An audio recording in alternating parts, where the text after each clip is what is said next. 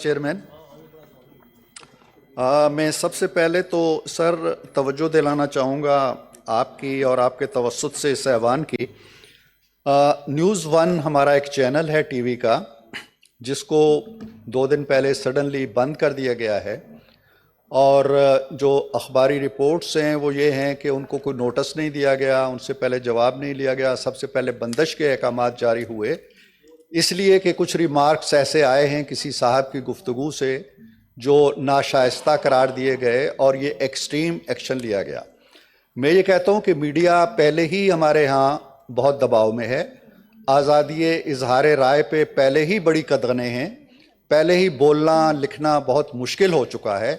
इन हालात के अंदर इस हाउस को जो फेडरेशन की नुमाइंदगी करता है, मेरा ख्याल है कि इस पर मैं मजम्मत का लफ्ज़ तो नहीं इस्तेमाल कर रहा, लेकिन मैं ये ज़रूर कहूँगा कि इजहार अफसोस करना चाहिए और इस मामले की इंक्वायरी होनी चाहिए कि ऐसा क्यों हुआ। अगर किसी की तब नाजुक पे कोई रिमार्क्स गिरां गुजरते हैं, जो कि हर रोज़ इस तरह की बातें होती हैं, तो उसके लिए एक लीगल कोर्स होता है, लीगल तरीक़ाकार होता है, वो इख्तियार करें। पेमरा के पास वो ज़राए हैं, वो वसाइल हैं।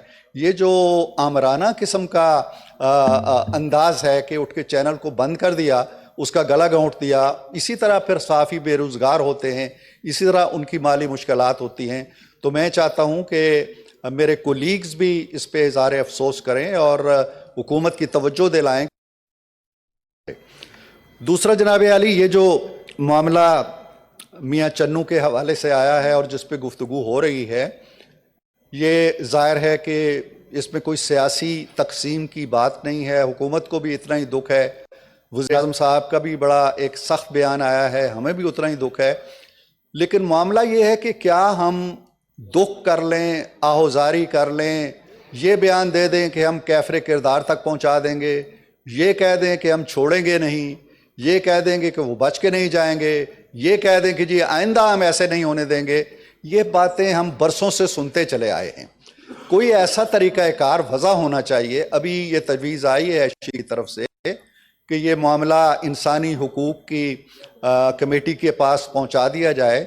बहुत अच्छी तजवीज़ है, ये ज़रूर होना चाहिए, और मेरा ख्याल है कि इस कमेटी को ज़रा वसी तर तनाजुर में ये देखना चाहिए कि क्या किया जा सकता है, क्या इक़दामात हो सकते हैं। ये एक दिन की बात नहीं है। चंद दिन पहले सियालकोट में एक वाक़या हुआ, उससे पहले भी सियालकोट में हुआ, कभी कोई उफास मार दिए गए, कभी कोई और। अभी हम गुफ्तगू करना चाहते हैं, आज के एजेंडे में शामिल है भारत की बहादुर और दलेर बच्ची का मामला। लेकिन जब उस पर हम गुफ्तगू करते हैं तो हमारे सर नदामत से इसलिए झुक जाते हैं कि ख़ुद हमारा हाल भी कुछ ज़्यादा हौसला अफजा नहीं है। तो इसलिए इस मामले पे अगर इस कमेटी से हट के भी कोई बड़ी कमेटी बनाना पड़े, तो हमें देखना चाहिए कि क्या हमारे निज़ाम तालीम के अंदर कोई कजी है, क्या हमारे दरसो तदरीस के अंदर कोई कजी है, क्या हमारी घरेलू तरबियत में कोई कजी है, क्या हमारे उलमाए कराम से कोई कोताही हो रही है, क्या मुआशरा मिन हैसुल कौम, हम कहते हैं जी कि वो ज़हनी मरीज़ बच्चा था जिसके साथ ये सलूक किया गया, वो बच्चा तो होगा। मैं समझता हूँ कि मुआशरा ज़हनी मरीज़ हो गया है, मुआशरा ज़हनी मरीज़ हो गया है। इस मुआशरे को इस ज़हनी मरज़ से निकालने के लिए हमें ज़रा मुस्बत और ज़रा जानदार इक़दामात करने पड़ेंगे। ये नहीं है कि एक वाक़या हो गया, और मुझे नहीं पता कि जो सियालकोट में इससे बरसों पहले वाक़या हुआ था, उसके कल्प्रिट भी अभी किसी लीगल सिस्टम से गुजर रहे हैं या कहाँ हैं, या कोई फ़ैसला हुआ है या नहीं हुआ है। तो इस तरह के वाक़यात के लिए अगर आपको कोई खुसूसी अदालतें भी कायम करना पड़ें, जो इस तरह की बेरा रवी होती है माशरे के अंदर, इसकी दीवानगी आती है, इस तरह के ज़हनी मरीज़ लोग उठ के खुद ही मुकदमा दायर करते हैं, खुद ही जज बनते हैं, खुद ही फैसला करते हैं, एक बंदे को मार के दरख्त से लटका देते हैं, हम क्या रुख दिखाएंगे? हमें जब फाटफ में बिठाया जाता है, दुनिया के और फोरम्स पे बिठाया जाता है, तो हमारा चेहरा जो है वो कुछ ज़्यादा ताबनाक नहीं रहता इन वाक़या के बाद।